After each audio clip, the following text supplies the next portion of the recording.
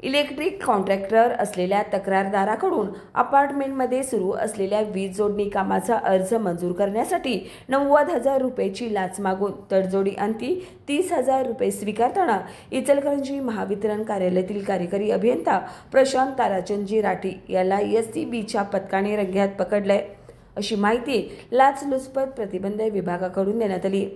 अधिक माहिती अशी की तक्रारदार हे इलेक्ट्रिक कॉन्ट्रॅक्टर असून ते इलेक्ट्रिक फिटिंगचं काम घेत असतात।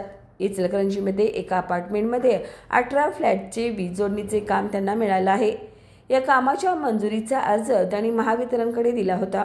हा मंजूर करण्यासाठी आरोपी प्रशांत राठी यांनी प्रत्येकी फ्लॅट 5,000 रुपये प्रमाणे 90,000 रुपये लाचेची मागणी केली। तडजोडी अंती 30,000 रुपये देण्याचं ठरलं। याची तक्रार कंत्राटदाराने ACBकडे केली। त्यानुसार पथकाने सापळा रचून ही कारवाई करण्यात आली। ही कारवाई पोलीस उपाधीक्षक वैष्णवी पाटील, सहाय्यक पोलीस प्रकाश भंडारे, हेड कॉन्स्टेबल विकास माने, संदीप काशी, सचिन पाटील, उदय पाटील, गजानन कुराडे, प्रशांत दावणे आदींनी केली।